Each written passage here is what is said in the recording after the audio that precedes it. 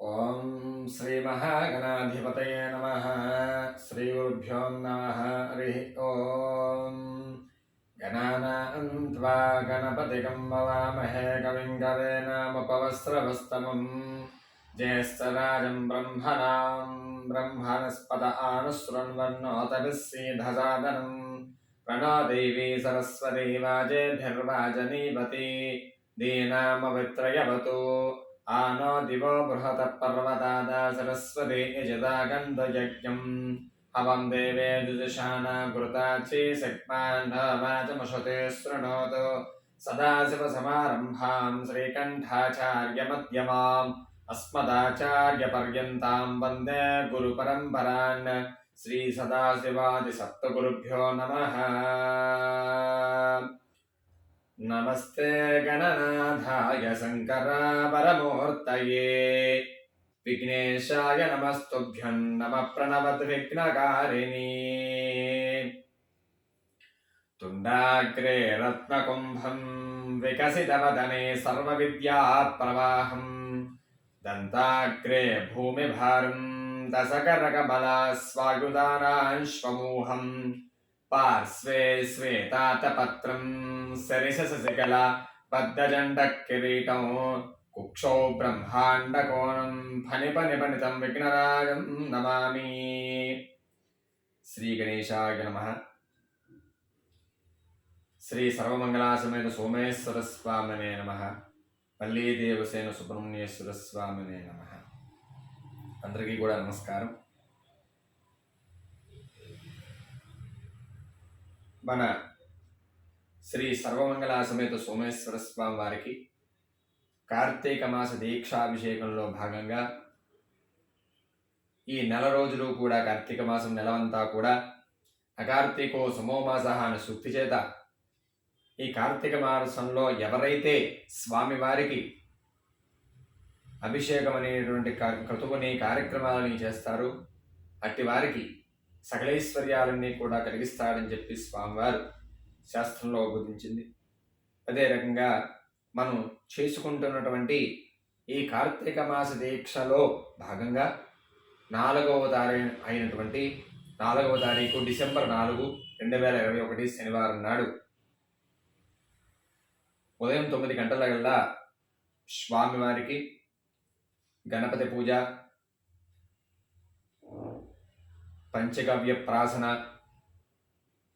మండపారాధన, ప్రధాన కుంభావాహన, హస్తరాజార్చన, అదే రకంగా మహాన్యాసపూర్వకంగా ఏకవారాభిషేకము, రుద్రాభిషేకము మరియు ఈ కార్తీక మాసం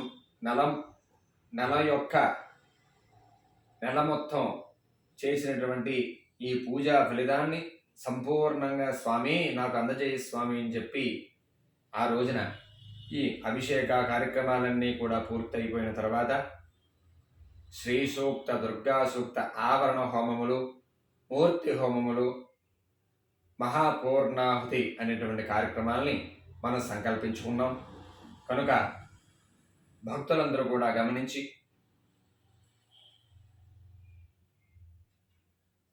శనివారం నాడు అంటే 4వ తారీఖు డిసెంబర్ 2021 శనివారం నాడు ఉదయం 9 గంటలకల్లా